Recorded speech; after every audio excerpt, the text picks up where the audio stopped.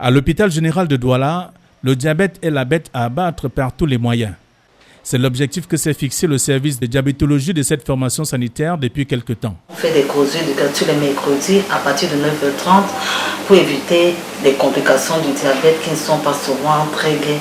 Qu'il soit de type 1 ou de type 2, le diabète reste une préoccupation pour les endocrinologues. Nous accordons du prix à l'éducation, particulièrement ici à l'hôpital général, parce que pour nous, si le malade n'a pas réellement compris son affection, tout ce qu'on fera sera un peu comme si on jetait un coup d'épée dans l'eau. Donc c'est important pour nous d'apprendre au malade de quoi il souffre exactement. Et ceci passe par l'éducation.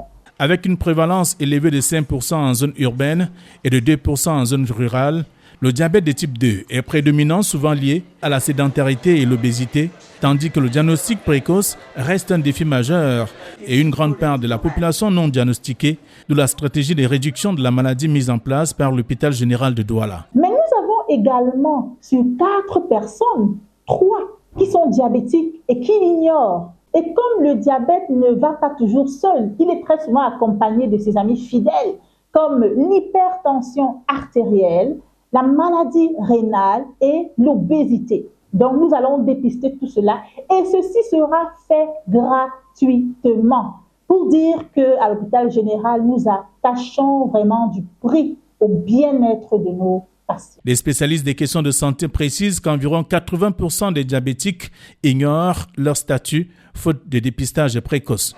À côté des complications qui secouent des personnes atteintes de la maladie, la question de la nutrition est aussi au cœur des échanges organisés tous les mercredis à l'hôpital général de Douala. Nous avons donc des conseils sur un régime alimentaire approprié qui se veut tout simplement pauvre en sucre, pauvre en graisse et riche en fibres.